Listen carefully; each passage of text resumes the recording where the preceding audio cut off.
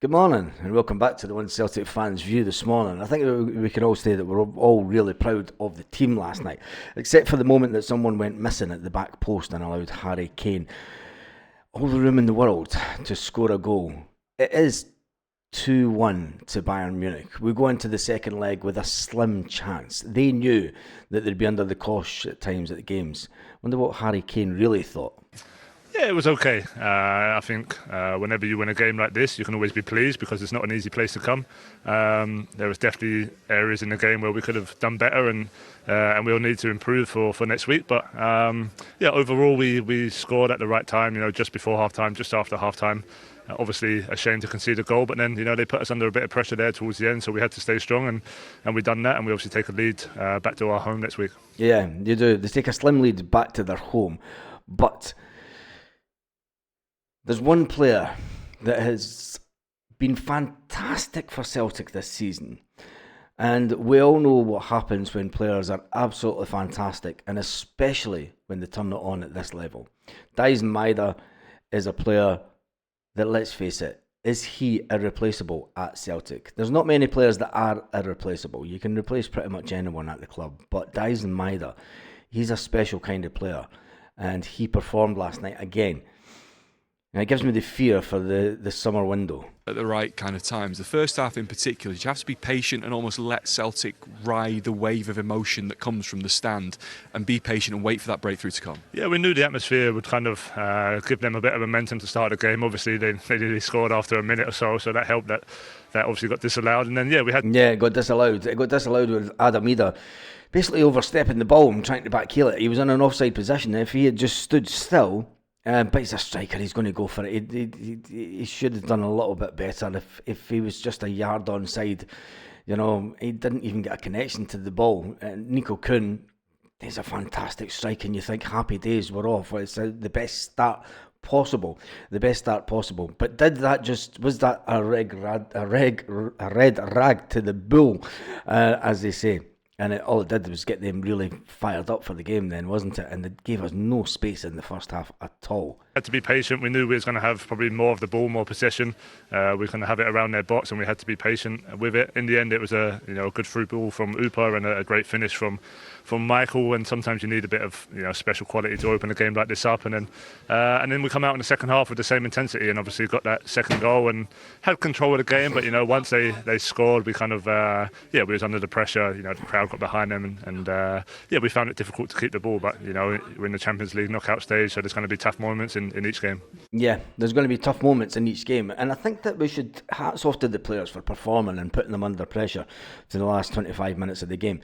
People will say, why couldn't we have done that more? When you look at the quality of their first goal, I mean, it was sheer quality. The second goal, it was a mistake all day long. It was a lapse of concentration by someone in the defence that allowed. I mean, someone should have been man marking the back post. Somebody left the space that they were meant to be in. But I'm not going to be too disheartened. I thought we were absolutely fantastic. Callum McGregor on the match also. People were giving Callum McGregor stick last night. He was getting... They were keeping close tabs on Callum McGregor. If you watch the game back under... a little bit less emotion, you'll see that there was one of their players that was getting real tight to Callum, not giving him any space to play at all. And that's hats off to the German for knowing the fact that everything goes through Calmac. And people say, but Callum did too many back passes. Too many back passes when your other midfield players aren't really in the positions to open up the game. Yeah, obviously tough game, we knew it would be. Not much in the game, to be fair. I agree with that. Especially the last 25, half an hour. We're making it really competitive and probably unlucky not to go and get the equaliser. So tough game, like I said, but they've got big quality, and you see that with the level of the goals. Mm-hmm. Boys, an amazing finish for the first one, and then obviously Harry Kane. You leave him unmarked inside the penalty box, and he's going to get goals. So. A little bit of a lesson for us in that one, but like I said, we're competitive, we're still in the tie, and that's where we want to be come next week. And like I said, if we go there and score the first goal, then who knows. But obviously we don't want to lose games of football, but I think we see enough in the game that we can go and be positive next week. Yes, definitely. It felt like a game of fine margins in the big moments. How significant could an opening goal in the first minute have been tonight? Yeah, exactly. You see, it's really, really tight, and whether he's impacting or not is a little bit of a debate, but obviously we do start the game really well, and like I said, sometimes you have to suffer with the ball a little bit, but we're well in the game and in the tie, I think. So that was the objective. Last 25 minutes is a good template for us moving forward, and once we started to find that personality to play and play forward, then you can see we can cause them problems. So like I said, that template is there for us moving forward next week. I think there's two big talking points from the game, obviously. First one is, was Daizen Maeda really interfering with play? He oversteps it and he tries to backheel it. When you slow it down, you can see that he does try to backheel it. So he's interfering with play all day long, and he was in an offside position. So you're going to, he was offside to start with.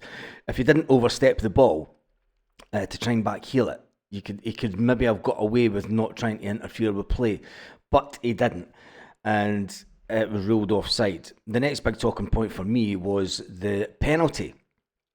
Celtic weren't really looking for a penalty. The player stands on Arnie Engel's foot, but he gets a toe poke to the ball.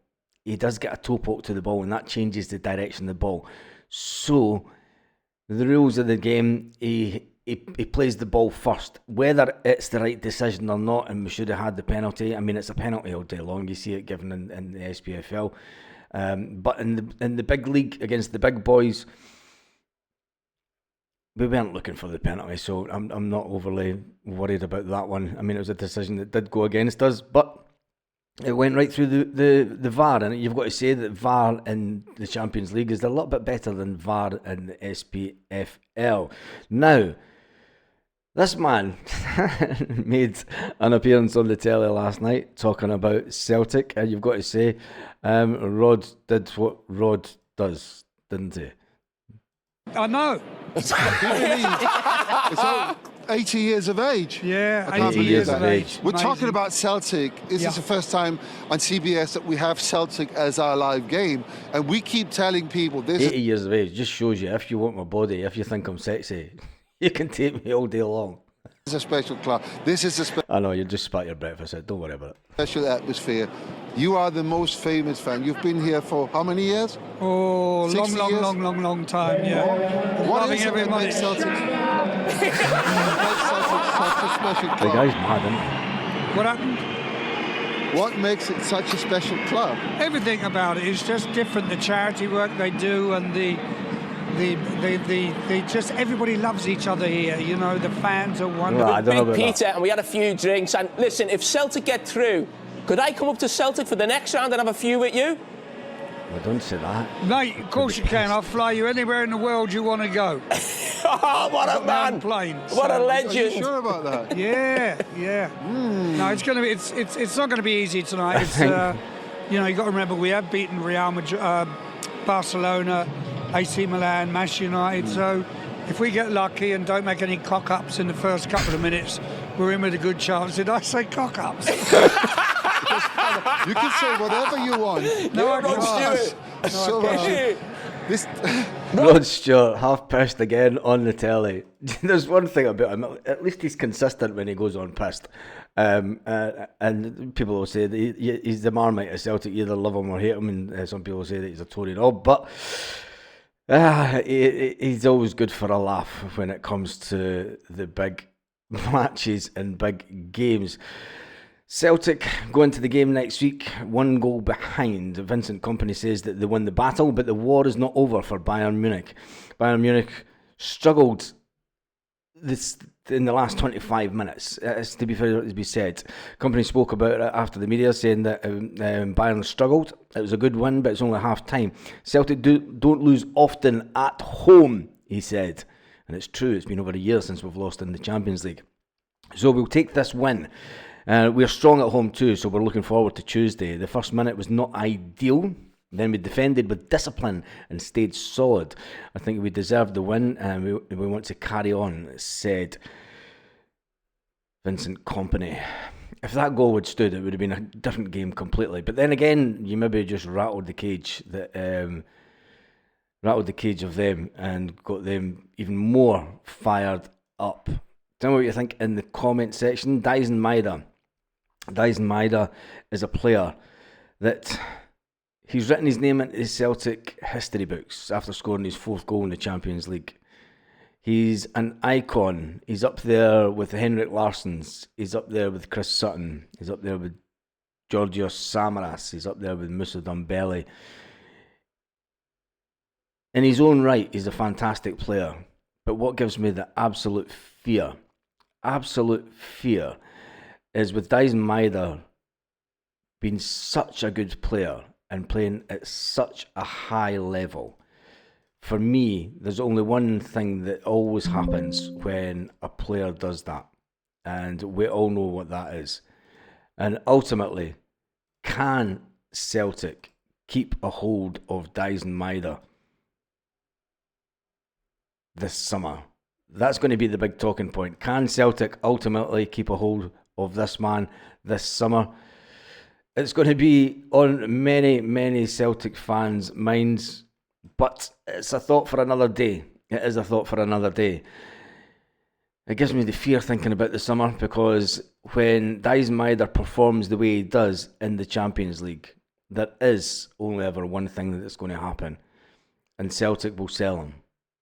Let's hope we get 35 million plus. Is he better than Matt O'Reilly? All day long. Is he irreplaceable at Celtic on current form? Yes, he is. What he brings to Celtic is unbelievable as a player. And I think that we need to enjoy him between now and the end of the summer. Because this summer, I think Celtic will definitely be tested by big, big teams coming in for Daizen Maeda. And if they don't, after his performances in the Champions League, there's something wrong with the world. But it'll be good for Celtic because we'll have him.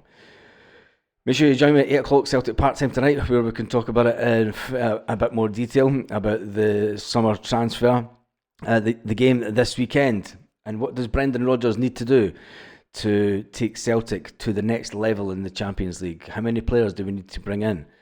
Who do we need to let go? On that note, have an absolutely fantastic day, Celtic fans, wherever you are, all around the world.